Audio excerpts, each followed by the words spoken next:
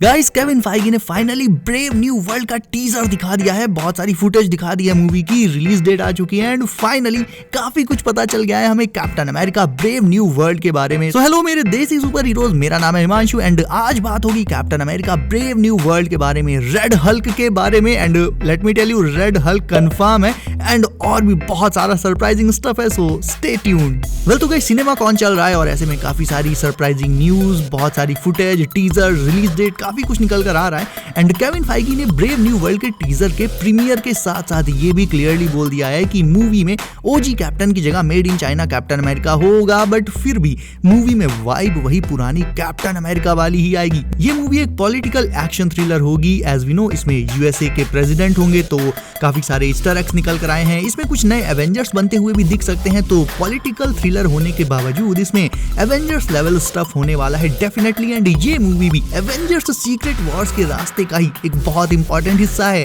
तो चलो अब जल्दी से आपको सिनेमा कॉन में रिलीज किए गए मूवी फुटेज के बारे में बता देता हूँ, उसमें क्या क्या दिखाया गया। तो शुरुआत होती है एक ऐसे सीन से जिसमें व्हाइट हाउस दिखाया जाता है, बैकग्राउंड में कैप्टन अमेरिका की थीम प्ले हो रही होती है एंड फिर आता है हमारा made in China captain with his upgraded blue coloured captain America suit. ये सूट बेसिकली एक तरह का हाइब्रिड है कैप्टन के क्लासिक ब्लू एंड फैल्कन के व्हाइट सूट का। उसके बाद एंथोनी मैकी नए कैप्टन और नए थंडरबोल्ट रॉस के बीच, जो कि हैरिसन फोर्ड प्ले करेंगे, इनके बीच में कुछ बातचीत होती है इलेक्शन वगैरह के बारे में, मतलब थोड़ा हंसी मजाक चलता है। एंड अब आपको बता दूं, आपको नहीं पता कि ये जो जनरल था थंडरबोल्ट रॉस, इसे प्ले करने वाले एक्टर की डेथ हो चुकी है काफी पहले 2022 में ही हो गई थी एंड उसके बाद थंडरबोल्ट रॉस का रोल हैरिसन फोर्ड को दे दिया गया, जो अब यूनाइटेड स्टेट्स के प्रेसिडेंट बन चुके हैं। एंड इस सीन में वो ही नए कैप्टन से व्हाइट हाउस में कुछ बातें कर रहे होते हैं, जिसमें हैरिसन फोर्ड कैप्टन से बोलता है कि पहले तो उन्हें एवेंजर्स पर विश्वास नहीं था एंड ये बात किसी से छुपी नहीं है, थंडरबोल्ट रॉस ने सीधे सीधे स्क्रल रोडी को एवेंजर्स को अरेस्ट करने के लिए बोल दिया था। बट इस सीन में वो आगे बोलते हैं कि मैक्सिको के मिशन के बाद अब उसका इरादा बदल गया है एंड वो चाहते हैं कि नया कैप्टन अमेरिका यानी सैम विल्सन फिर से एवेंजर्स की नई टीम को रीबिल्ड करे, तैयार करे। यानी एंड गेम के बाद से एवेंजर्स पूरी तरह से बिखर चुके हैं और सब अपनी अपनी स्टोरी में लगे पड़े हैं, तो यहाँ पर कोई टीम नहीं है। अब यहाँ पर सैम विल्सन, अगर आपको याद हो, तो एक एक्स मिलिट्री सोल्जर है और थंडरबोल्ट रॉस भी एक्स मिलिट्री है। यानी हो सकता है किसी पॉइंट पर मिलिट्री में सैम ने थंडरबोल्ट के अंडर में काम किया हो एज अ सोल्जर और इसीलिए मूवी में इनके बीच की केमिस्ट्री काफी अच्छी देखने को मिलने वाली है। इसके बाद सैम प्रेसिडेंट से पूछता है कि मान लो वो एवेंजर्स की नई टीम तैयार कर लेता है, बना भी लेता है, लेकिन इन फ्यूचर अगर प्रेसिडेंट और एवेंजर्स के बीच किसी बात को लेकर बहस हो जाती है, एग्रीमेंट नहीं बन पाता है, ठीक वैसे जैसे सिविल वॉर में हुआ था, तब क्या होगा? तब तो सिचुएशन सिविल वॉर की तरह बहुत जल्दी खराब हो सकती है। और ये बात बोलते ही रूम के स्पीकर में एक सॉन्ग बजने लग जाता है। आई डोंट नो कौन सा सॉन्ग था वो, बट वो वाला सॉन्ग था जिससे हाइड्रा विंटर सोल्जर की प्रोग्रामिंग को ट्रिगर करके उसे एक असैसिन में बदल देता था, यानी जिसे सुन के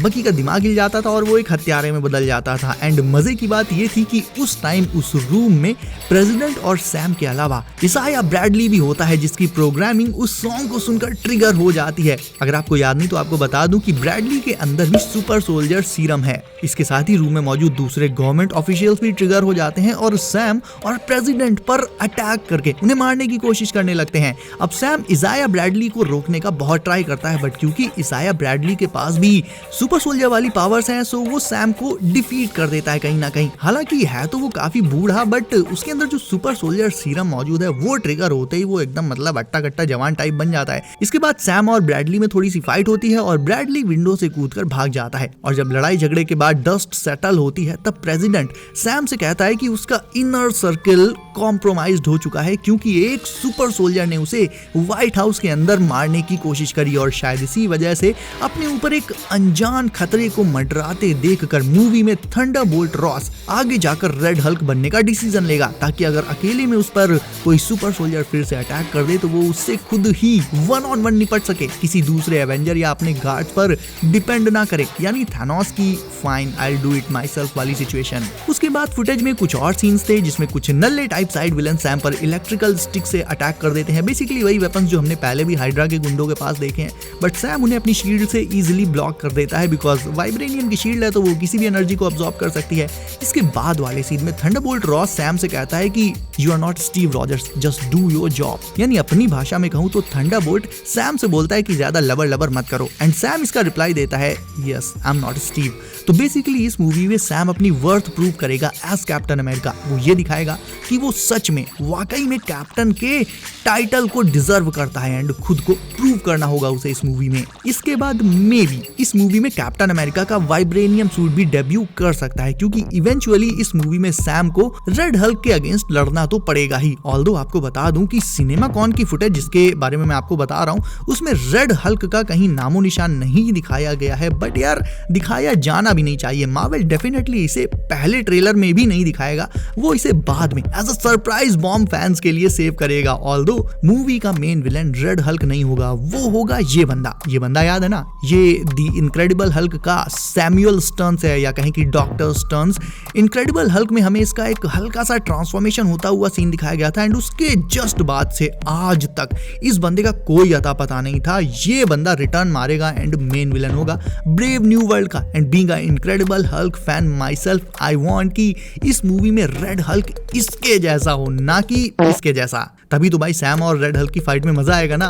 एंड ब्रेव न्यू वर्ल्ड के पोस्ट क्रेडिट सीन में सारा रायता फैलने और समेटने के बाद हमें सैम एवेंजर्स की नई टीम बनाने की शुरुआत करते हुए दिख सकता है। ऑल्दो उसमें एवेंजर्स वगैरह नहीं दिखाए जाएंगे क्योंकि 2025 में फैंटास्टिक फोर आनी है, थंडरबोल्ट्स आनी है। वैसे थंडरबोल्ट्स का नाम थंडरबोल्ट रॉस पर पड़ा है। एंड केविन फाइगी ने ये भी कहा कि मूवी टाइटल में ये जो एस्ट्रिक साइन है ना, इसके पीछे एक बहुत बड़ा सीक्रेट रीजन है जिसके बारे में वो मूवी आने के आसपास ही बताएंगे, अभी नहीं। सो गाइस काफी कुछ पता चल गया है ब्रेव न्यू वर्ल्ड के बारे में एंड और भी बहुत ही ज्यादा एक्साइटिंग वीडियोस आने वाली हैं जिन्हें आप बीइंग अ मार्वल फैन कतई मिस नहीं कर सकते हो। तो वीडियो को लाइक कर दो, चैनल को सब कर लो एंड नोटिफिकेशंस को भी ऑल पर जरूर से डाल लेना ताकि आपसे कुछ भी मार्वल स्टफ मिस ना हो। And I will see you guys in next one.